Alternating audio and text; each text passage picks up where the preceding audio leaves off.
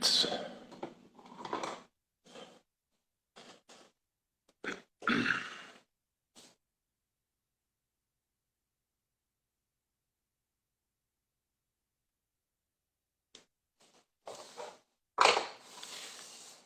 Two nights in a row, IG Live on a roll.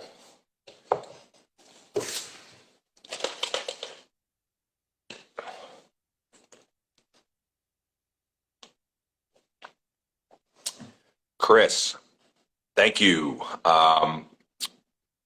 Which thyroid podcast was that? Was that a recent one? I think that was with Kara and then that was probably the most recent one. Hey, Hello. I literally was just about to message you if you were ready, but you were like, no, let's go. you're good. No, we got it. Rocking. I was like, calls, bam, bam, bam, IG. Yeah, just back to back, slamming them. No, I love it. Okay. Having a good day so far? Yeah, so far so good. I don't have any complaints, you know. Good. Um, yes, Chris. Yep, that was the one. Awesome. Well, I'm glad you enjoyed that. Um, okay.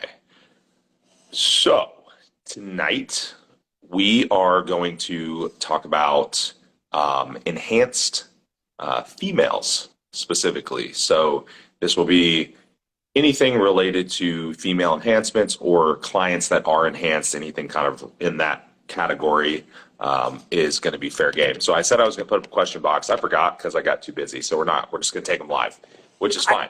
So, I do have two. I do have questions on my oh, end. okay. Yeah, we can start. We can start with that. Get this shit adjusted. There we go. Um, so yes, if you want to submit a question related to enhanced females, use the little question box down in the right hand corner, and then that way I can pull it up, or Ashley can pull it up, and we can see it. Yeah. We can start with your questions though. Yeah. So question number one, how much time off in between cycles? And I think that kind of depends obviously on the female, but you know, what's important to her in terms of preserving femininity, what, like what class is she competing in? Is it bikini? Is it women's physique? Like stuff like that. How long was she running her cycle? Because obviously that's going to depend on like the peak androgen saturation that's currently in her body when it comes to her holding phase and allowing those androgens to come down. But then also thinking about like running blood work after her health phase and what markers you need to correct. And then you're also looking at kind of a needs analysis of, well, does she need to run another cycle? Are we going to do like a contest prep scenario and kind of go from there? But obviously, experience. So you'd be able to provide some great there. Yeah. Agree with all those things. Other things we probably want to consider would be half life of the drug that she's taking. So a lot of time, if they're doing like an oral, that's going to be a really short half life. Then that the half life thing is probably not going to be super relevant. It's going to be out relatively quickly. If they're doing testosterone and they're not using a base of testosterone in between cycles, then something like a Cypionate or an Anthate or something is going to have a lot longer half life. So we're talking a few weeks or whatever, depending on how much she's using to even clear, right? So we have to keep that in account. Like you're not off until it's really cleared out. So your HPTA is probably not really kind of coming back online until those androgens are cleared or mostly cleared. And the other thing would be dosing and what happened during the cycle, because sometimes at lower doses and for shorter durations, women may not lose their menstrual cycle. It may be subtle enough to where they're maintaining their own LH production and they're still having a cycle. But if they're on more or for longer, they generally lose that. So like 6 weeks, for example, maybe they don't lose that cycle in that wherever that falls in there. And when they come off, they regulate really quickly. So maybe they only need to be off for a couple months or something in that case, or whatever. Whereas a lot longer period with a longer cycle or higher doses would probably require more time to restore. And so those are the things, considering that. You had another one, Yeah. So the right? next question: All right. true that running PCT with Anavar is important to prevent the body from shutting down. And I've never personally heard of PCTing with Anavar. That goes against what I understand because, to my understanding, whenever you're using an exogenous source, you're going to be messing with, your LH signaling. Granted, that depending upon the dosage, but I wouldn't understand why you would be wanting to run THT derivative to restore HPT signaling. Like, I've never heard of Yep. that. No, so they're asking, they're using that post cycle, Yeah, the question is it true that running PCT with Anavar is important to prevent the body from shutting down? And I'm like, or are they asking running PCT with an Anavar cycle, meaning they running it after their Anavar cycle? I think it's probably what they're asking. yeah, that makes more Yeah, sense. that's probably more sense. Which you can kind of lump that into one category though, is like the idea of does there need to be PCT for women? It's kind of like the question, really. And the answer is the answer is yes and no. So again, less less disruptive cycles, shorter, less dosing, shorter duration, all that. As long as they were functioning pretty normally beforehand, the restoration period is probably going to be pretty easy and it's probably going to be pretty short. But longer, if you're already going into it screwed up, then you're already setting yourself up for a hard restoration. Or if it's a long cycle, but restoring it would be really similar to restoring a female's cycle post birth control, post contest. Our main things is like we're probably going to want to use something like chaseberry to enhance LH signaling. Maybe we would want to run something that would jumpstart their testosterone production in there as well. But it's probably not mandatory, but it would definitely speed up the process, Sure. right? But the biggest thing really, like environment, as you know, like you have to have the right environment to recover, So what would you not want to do? Well, you wouldn't want to come off and then go right into a harsh deficit. Like, that's probably what you wouldn't want to do. Right. So, Right. Now, it's important running something like Novolent N or Novolent R in a woman's like post-cycle therapy just to kind of maybe help her ovaries produce a little bit more testosterone. for insulin, Mm-hmm. yeah, I mean, you would, again, though, I would probably say that being in a surplus is going to be the biggest component there, for those women, or at least at maintenance, and that's going to be the biggest thing. Let's see, where are we at? Let me go down here. Yeah, so feel free to submit any questions on your female enhancements. Let me go to, hang on a second.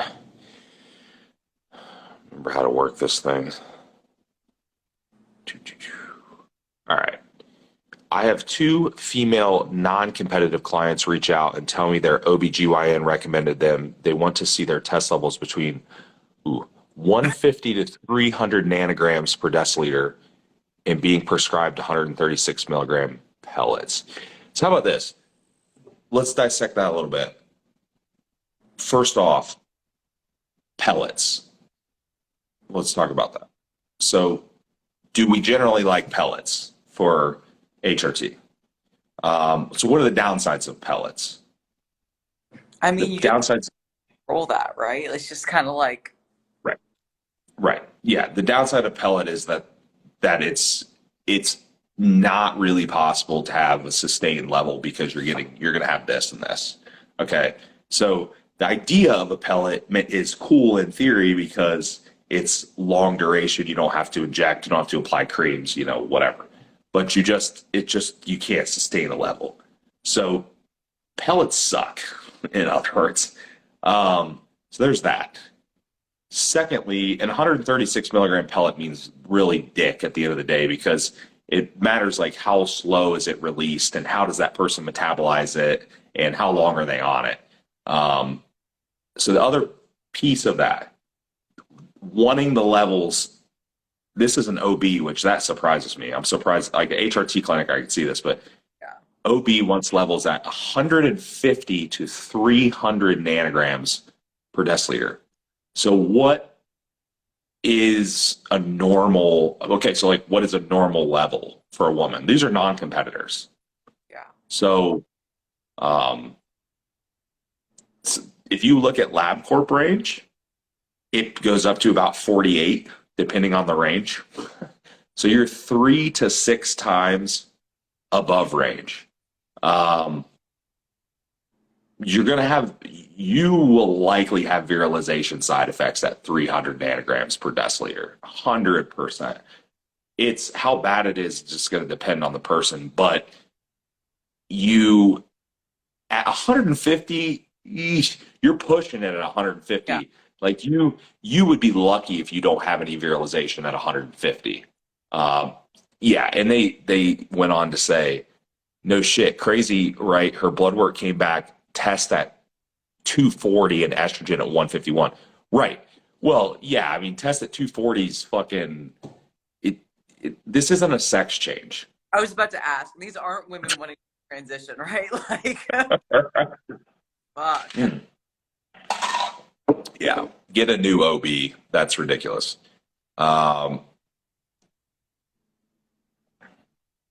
Here's a good question, real nice basic one. Yeah. What would you consider a good first cycle for a woman wanting to turn to the dark side? I think it kind of depends What? on Go ahead. her comfortability is. If it's like, is she wanting to inject? Is she okay with that? Because I know a lot of females are intimidated by needles. They just are. Like, whereas guys are more prone to just being whatever. But there are some females that would feel more comfortable using orals. I don't necessarily think that orals maybe are the best route. Things like Anabars kind of toted around as being female friendly, and although yes, it has a nice like androgenic to anabolic ratio, which is something we like to look for when it comes to recommending these peds. But depending upon her division and depending upon her level of comfortability, something like a Primo, honestly, like Yeah. it's bad. You could also consider Ostrine as well for a first cycle. I know that's something that I learned as well, which obviously that's Yeah. going to be like SARM and stuff like that. But I Yeah. think it more depends on kind of like her level of what she's willing to do, her division, stuff like that. Yeah. Yeah. So yeah, the Austrian one is you're going to get so many different opinions. I personally think it works well in low dosages. So the idea of a SARM is it's selective, right? So it's acting mostly on the androgen receptor, and it's kind of like the idea is that would mitigate a lot of the other side effects. However, it really only seems to, based on what we know, we don't know a ton about them. Like Austrian's one of the most heavily studied ones, but it's really only selective up to a certain dose. So the idea, like if you take 25 milligrams of it, it's going to have all this, like it's going to shut down your HPTA, it's going to skew your lipids, it's going to do all that. But at 5 milligrams, from what I have seen anecdotally, most women maintain their menstrual cycle and they get enhanced results as if they're on something, right? So it's a really nice like first run that's like very minimally disruptive. Yeah, beyond that, I definitely agree. Like, what are they comfortable with? Yeah, Anivars, it's funny because we look at like total androgen load. If we put someone on, let's say they produce equivalent to 3 milligrams of testosterone a week, like that's their baseline. If you were to convert it over to milligrams, if you put them on 6 milligrams of testosterone a week, you've effectively doubled their androgen load. They're going to get faster results for sure, right? If you put them on 5 milligrams of Anavar per day, that is 35 milligrams of androgens per week. Now, that's not to say testosterone and Anavar are like a 1-to-1 ratio, but that's a lot higher androgen load. right? Yeah. So, you know, to me, and then you consider estrogen too, like these don't aromatize. So if you're taking something that shuts off, shuts down or slows down your HPTA and you're producing less estrogen, maybe testosterone is a good option Yeah. in these cases. I know it's so crazy because a lot of people are like, "Oh, testosterone," but I'm like, well, you will have testosterone, which you already produce. You will have estrogen still because it aromatizes, and you can use a lot lower dose. Yeah. So that's another thought. Primo's another one too, because with the injectable, like you can fine tune. It's not going to aromatize, but you could fine tune that dosing a lot more, Yeah. right? Um, yeah, I agree. Like, I just don't think Anavar is the first. It's not, it would be like fifth on the list if I'm going to choose something. Yeah. Um, And plus, we need to talk about, like, not talking about sourcing, but like, is your shit even real? The chances of Anavar being faked is much higher. Primobolan also so, can be heavily yeah. faked. Testosterone, Testosterone's probably not. yeah, It yeah. might be overdosed. They might overdose it, but it's not likely. At least it's not, D-ball, right? Yeah. It's so. I definitely agree. But those are some general thoughts that you can kind of take it and run with it. Yeah. So a guy goes, haha, I even asked her if she was trying to transition. Yeah. I just couldn't even Yeah. imagine. No, yeah. That's it. You see that a lot from like a lot of the HRT clinics and stuff because they just overprescribe the shit out of people. But you don't see that from OBs very much. She must be trying to bring all the bodybuilders in. She's like, hey, check out how much testosterone I'll prescribe you. A hookup. Yeah, I know I had a Yeah. client, vaginal cream to bring up her testosterone. And when she got her labs back, it was like 300. And I was like, you need to like switch up your dosing or else you're going to start getting some bad sides very, very quickly. Yeah, for sure. And it sucks because it's not even as a competitor, you probably don't really want those things, but as a non-competitor, especially like you go to your OB for testosterone replacement, you're not signing up for virilization. Like that's not what you're not going in there thinking like, oh shit, I'm gonna grow facial hair and my clit's gonna grow and like all these things. And next thing you know, you're like, oh fuck. Now Yeah. what do I do? You Literally, know? like a little bit more pep in your step and like a sex drive. Like that's probably why you're going, honestly, to get that type of stuff. Right. Yeah. Yeah, just be careful. Like I said, normally testosterone replacement, a woman might be anywhere from like 3, 4, or 5 milligrams a week. That's gonna bring probably every single woman up to high normal range or above Hmm. for the Yeah. most part. You Yeah. know. Yeah, yeah. Right. Like 40 to 60 of total.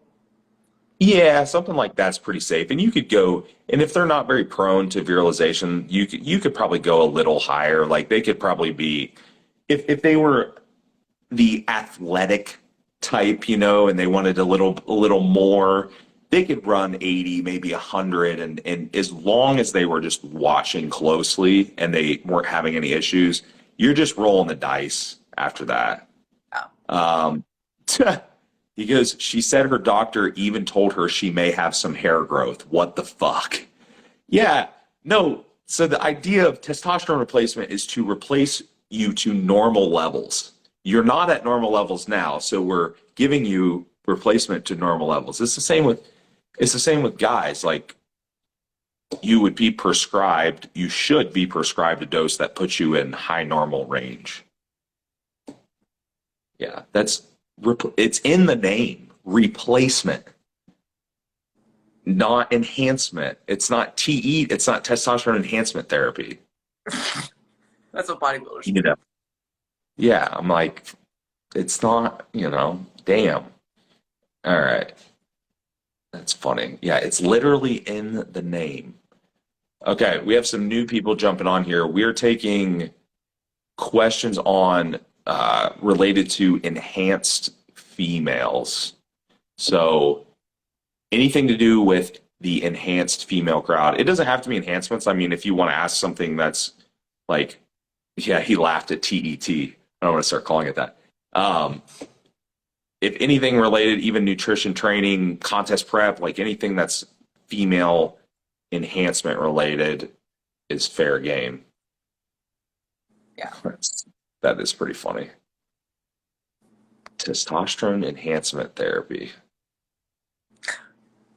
God bless them. They try, don't they?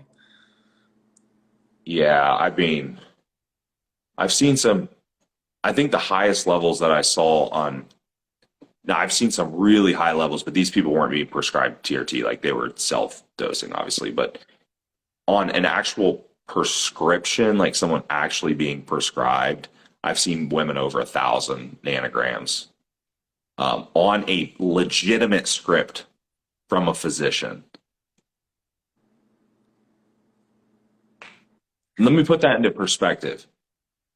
I've been prescribed Yeah. for about 10 years, like roughly. My levels when I get labs for my doctor are literally, depending on like how far away from injection that I get it, right? That I test, 800 to 950. Yeah. 900. Like they never touch 1,000. Yeah. But anyhow. Okay. Oof. Okay. Here's one. So what can an OCB competitor take? I know a lot is banned. Maybe, but enhancement, does ashwagandha really help raise test in women?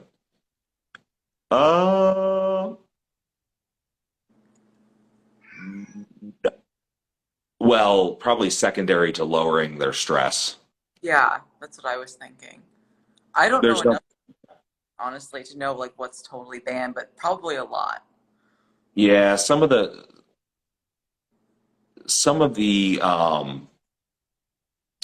over-the-counter test boosting products may have some merit because they would potentially increase free testosterone levels, even though they might not increase total levels a whole lot. They might increase free levels by like lowering SHBG temporarily or something. So something like Morphetest or something, I would recheck the ingredients, Yeah. but Morphobolic, Yeah. those things, like some of the ingredients would they would act similar to the androgen receptor, but they're not anabolics. Like I would always cross-reference the ingredients. You used to be able to take, and you probably can't anymore, but you used to be able to take like certain fat loss things like ephedrine and stuff, which I doubt you can anymore. But Yeah, I mean, Morphotest is really good part of that, like PCT that we were talking about earlier to kind of like get things going again. Like those are pretty good yeah. subs.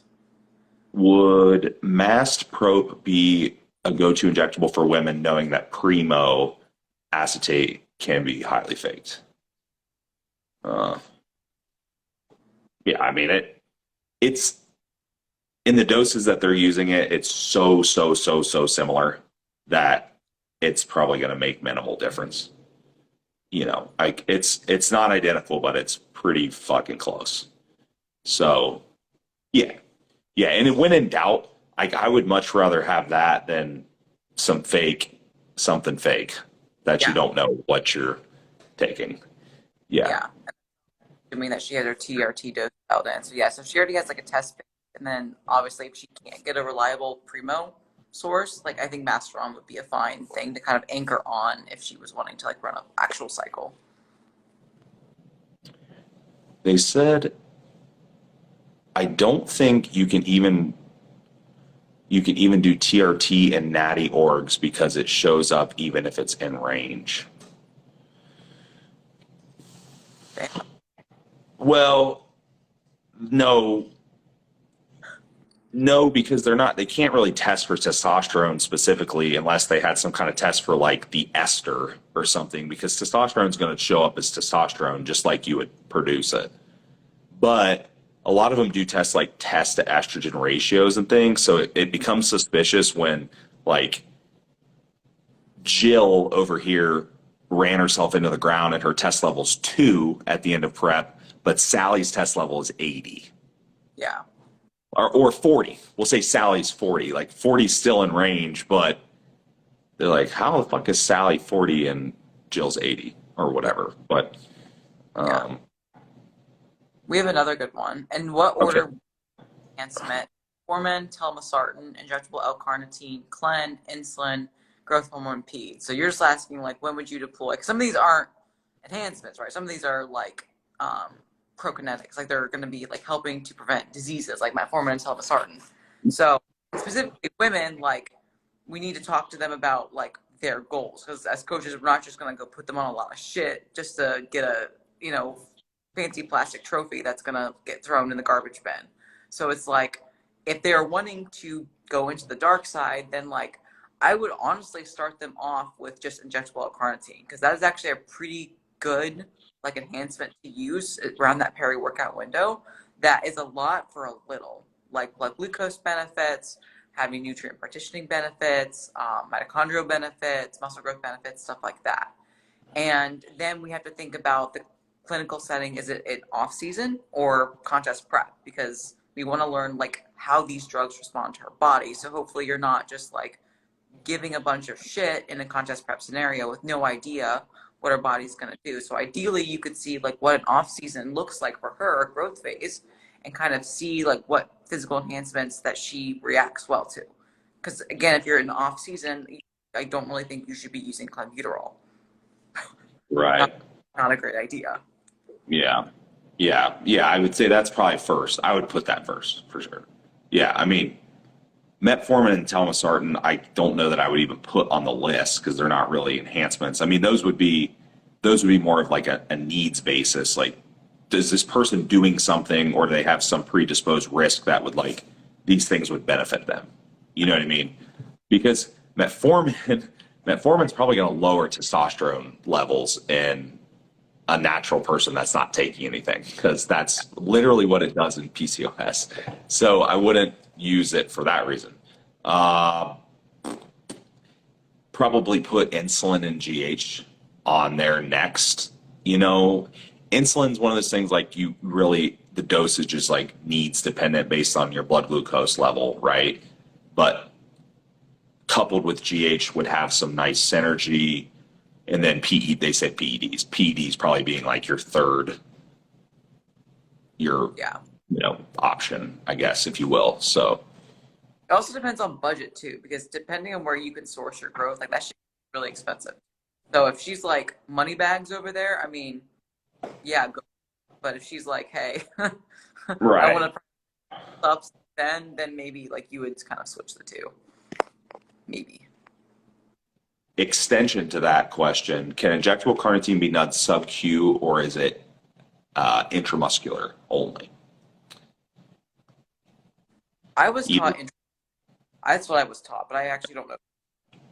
It can be done either. I think the problem is that it's generally requires a lot of normally the way that it's mixed and the solvents and the sterilization process, it will fucking burn and leave a really nasty welt, and you have a lot of liquid volume. So subcutaneously is probably a bad idea. Yeah. I think that's, unless you took the dose, split it into like 4 spots, I would just say, yeah, I wouldn't say sub-Q is probably not the right option for that one.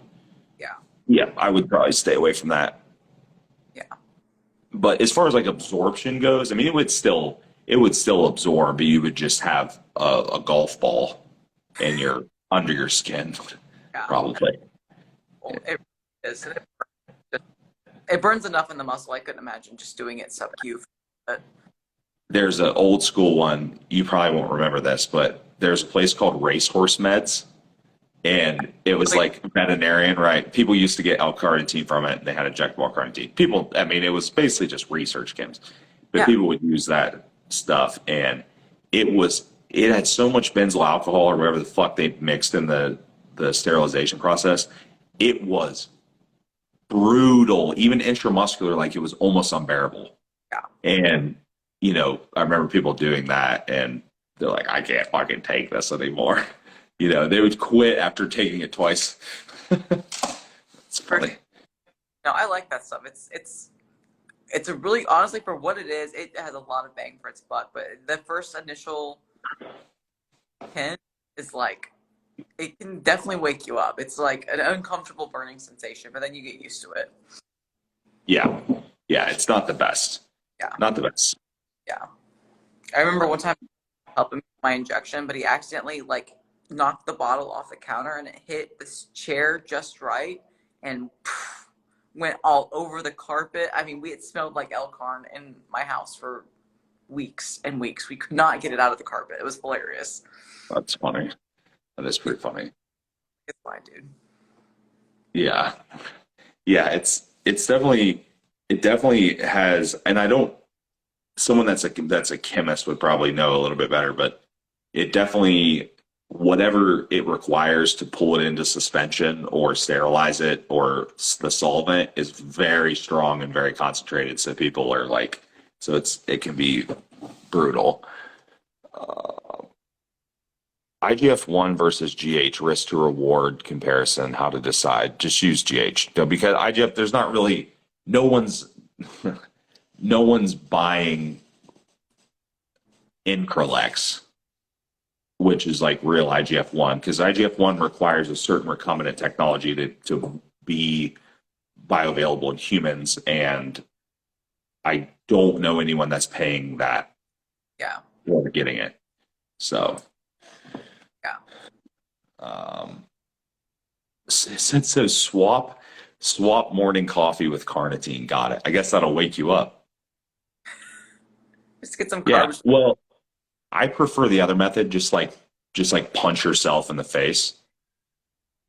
It said what would suppose the research companies sell? They don't sell IGF-1. I mean, they're selling variations of it, different chains of peptides, but they're not.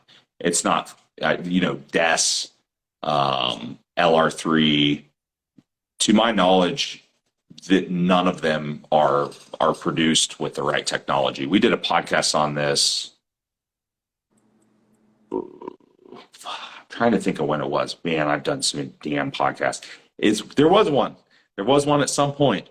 We actually had someone on. We had a doctor on there too, and we were talking about this, and a chemist. But no, Nice. I wouldn't waste. But the difference too, you have to understand, is like when we take GH, you are releasing IGF from your liver or localized like autocrine paracrine release from the muscle tissue, or the cells. So it's different than taking it. So it would be the comparison. It would be compared to like you producing insulin versus you taking insulin. I mean, it's two different mechanisms. Yeah. What are your thoughts on name brand versus generics, like Qtropin versus like Tofotropin? The HPLC test them, and if their purity's there and their potency's there, I can't possibly see how there's a difference between the two. I mean, to be completely honest. Oh.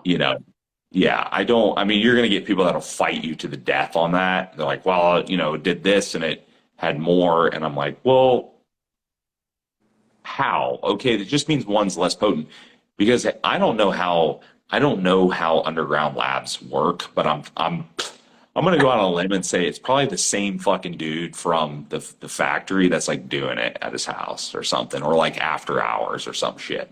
Baller setup. Could you imagine the balls on that person? Like that? Yeah, I don't know. I mean, yeah, I don't fucking know. He said, I have several clients asking about Melanotan 2 for tanning. And, tanning and sex. Thoughts on its safety.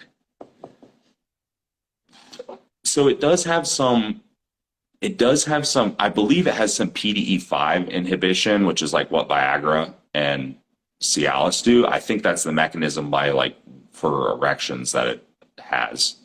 but, and I could be wrong on that because I don't, never really recommended it for that purpose. Um, but it increases melanin. It'll, yeah, I mean, you get tan quicker, but you have to have exposure to light, to UV to do it, right? Like it'll, but there's nothing, I don't think there's anything wrong with it in low doses. You're going to get, I think the biggest thing to remember is one thing that we've learned in recent years is the sun is probably not causing cancer. Yeah. Dermatologists are like, shut up. Well, I think we've have that takeaway now, but don't tell the sunscreen companies. That's right. The ones that put in like, what is it, parabens, phthalates? Yeah, we got parabens and benzoates and all kinds of fucking BPH, all kinds of shit. Love BPA. it. We love it. Oh, Are my Morphogen shaker bottles BPA free? I don't know. Maybe. I Better hope so. be. I live out of them. Yep. BPA and DEHP free. Good job, Ben. Histamine intolerance or high histamine in a person. Symptom of like what I've seen personally is like allergy type symptoms, head pressure, Yep. sometimes even just like fatigue and like inflammation elsewhere in the body, and we've ruled out everything else. I'm trying to think like rashes, obviously, like on the skin, especially like when it's like random places. Like sometimes I'll see it like on my client's face. I've seen it really bad on the armpits when it's not like a heat rash that we've ruled out or any type of deodorant. So like those things I like to pay attention to that I've seen. Yeah. Yeah, it's just like you're having an allergic reaction, right? Yeah. Skin, puffiness, eyes, under the eyes, joints, puffiness, rashes, anything like that. I mean, those are all histamine related, Yeah. What the question? Oh, okay. They asked histamine intolerance or high histamine. Yeah. So that's exactly, you're exactly right. Spot on. No, it's like, Yep. Yeah. Does it look like you are allergic to peanuts and you're going into anaphylactic shock? That's a histamine reaction. still breathe, or do you need to be intubated? Yeah. Okay. Let's see. And also, I know it's not an enhancement thing, but histamine reactions are normally secondary to another issue. Like we think like histamine's an immune response, right? So most people, unless they have some kind of like mast cell issue, there is something called primary histamine syndrome, which would mean like it doesn't have a secondary cause, but normally people have a secondary histamine syndrome, which would be like a gut issue. They have a gut issue, and then that causes them to have flare-ups because their histamine level's already too high. You know what I mean? So, keep that in mind. Not to mention the histamine producing bacteria. I found that recently in a client. Like it was like Morganella, I think is the bacteria. Where Yeah, so we can see that. Yeah. On your GI maps, we can check that out. Yep. Yeah, so we'll see in leaky gut, those leaky gut type people, it's a lot worse because of course their reactions are more systemic. You know what I mean? Those are the people that end up having the very systemic reaction versus like just the localized gut reactions to foods or whatever. Yeah. Really high histamine, like wine is a perfect one. Like you give someone that's in a gut protocol or has a histamine intolerance and you give them some fucking alcohol, some wine, especially wine. Yeah, they blow up. It's not a good time. Yeah. I said more common in enhanced people. Dr. Dean St. Martin talked something about it. Yeah, so you do see histamine, you do see some like histamine reactions with enhancements, especially if you're using a lot. So there's something to be said. I'm honestly, and I truly believe this, I think that is an issue with some of the gut issues and some of the things we see on stage with people's midsections. And I've talked about this, and and there's more reasons. A lot of them have SIBO too, but but I think a lot of those people have some bad histamine reactions, and that's why they can't, because they're trying to just take more and more and more shit. And I think that they end up with not being able to get dry enough, not being able to get their midsections in tight enough, etc. So yeah, Dr. Dean has talked about it. I do remember, and he's spot on. You get a lot of those guys end up getting like worse reflux, stuff like that. Like especially men, because they have to eat so much fucking protein, Right. So Right. for sure. And I don't know this, but I speculate that it's probably worse with oral usage Yeah, than injectable. 100%. Yeah, 100%. Yeah, because you think like anytime, then we added another component, which is disrupting liver function in there, which disrupting detoxification. So now we're like really slowing down the pathways, So, okay, let's take a couple more. We'll take a couple more here. I don't know where we're at on time. Oh, cool. Yeah, we'll do a couple more. And my fat ass still has some cardio left to do. I got mine done earlier. Gotta get it done. Can't procrastinate. But I do 2 sessions a day, and I train today, and I did calls and emails. So give me a break. He's like, respect. No, I'm literally, only one. I'm Yeah. only I'm a man. I'm only one man. only one. I was like 3 miles or 3% grade 2.5 miles an hour. I was like, people really walk this slow. I was Yeah, like it's slow. struggling with how slow it was. I'm like, Yeah. It was Oh. slow. Yeah, but we can always increase that. That was, yeah. But it also depends on how short your legs are. If you were 5 foot tall, it wouldn't be as slow. I'm 5'7", so it's Yeah. So you're a little over average height for a woman. So there you go. lucky. You got an advantage. Your strides are longer. Yeah. We're like Okay. the same. We'll take we'll do 1 or 2 more enhancement questions, female enhancement questions, if anyone wants to drop them in. Yeah. My lips so chapped, like everything, my body, like it's like I cannot lubricate my skin and lips because everything's so fucking lean and dry and creaky and just like shitty. You sure you're being AI to smash your estrogen and losing all your No, I think it's just lack of body fat and lack of, now my face is getting all crinkly. Yeah. Someone told me I had diet face the other day, and I was like, yay. Yeah, nice. Nice. What do you ask? Well, it's. No. Go ahead, sorry.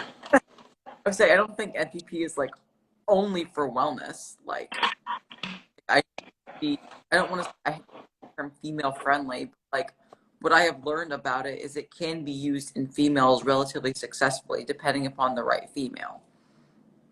Yeah, and it's just nandrolone. It's the same as DECA. It's the same thing. It's just a shorter ester. So the question would be dose, duration. Do they react well to progestins? It's an option. Yeah, I mean, it's definitely an option. There's plenty of women that do okay on it. Like anything else, it would be, you would probably want to, introducing a new compound, you'd probably want to introduce it either A, by itself, or B, in a low dose, or B, with a base of testosterone, which it's so MPP or nandrolone aromatizes very, very slightly. It's like just a little bit, but not nearly as much as testosterone does. But yeah. But I don't know. It's not specific to wellness. I mean, it could be. That's the I secret. hope there's probably. Listen. There's probably plenty of people in bikini using more shit than you would care to know. Yeah. sadly. Yeah. And unfortunately, you What? can. Yeah, wellness cracks me up. Like wellness on the pro level, like I don't like the name. The Nothing. name is dumb. The name doesn't make sense. Like based on the fact that it's a lot of these women squat like 500 pounds and their glutes are like giant. They and they have to take lots of enhancements. I don't think the name works for me. Call it Centaur. Like that's badass. And fucking, Centaur fucking body like heavy. makes sense. You know what you're going for, that lower body dominant, and it doesn't imply wellness is like healthy. Yeah, I don't know. I don't think anyone thinks that's what it is, but yeah, it definitely, Oh, some people well, think it's fat bikini. So if they think it's fat bikini, that's better than bikini. yeah, well, but the thing is, it's not like it's leaner than bikini. Well, it depends. Like it's close to bikini, but it definitely, the problem is it requires more muscle, obviously. So that's where, you run into like having to do more, Yeah, and then hence the name wellness doesn't work anymore, you know. absolutely. Or you can just get implants. Call it a day. Just get glute implants and leg implants. Call it a day. I'd be so angry. So angry. Yes, I've said so true. Wellness is a flat out lie when all those girls are on TET. Yeah. Start your Yeah, trend. it's crazy. It's like every other division. I've been around long enough now where I saw bikini. So when I started, it was bodybuilding, figure, and women's bodybuilding. That was it. Mhm. There was no bikini, there was no men's physique, there was no classic physique, there was no wellness. So every one of those divisions when they started was a shell of what they are now. Like men's physique then was a joke. Now the dudes are fucking yoked. And they're literally just bodybuilders with board shorts on. At the national level, the guys are jacked. They'll weigh like 220 pounds of torso, Yeah. you know. And wellness, same thing. First couple years, okay, first year, then I'm like, oh, here we go. It's going to turn into because they're just going to keep pushing it and they'll push it until the judges make them stop, Yep. you know? So, yeah, the irony. Stupid. But, okay, cool. Awesome. I think that's going to be it for tonight. I will reshare. So I'll reshare this if anyone wants to go back and catch any questions. I appreciate you jumping on here or vice versa. I don't know. No, I You think invited me, technically. so. It's your life. Yeah, you technically invited me, though, Ooh. to the live. No, well, you gave me the verbal invite. I started the live. Yeah. So we'll call it Thanks, that. So thank you. Appreciate it. thanks, everyone. I hope everyone has a good night. All right. Peace. Bye bye.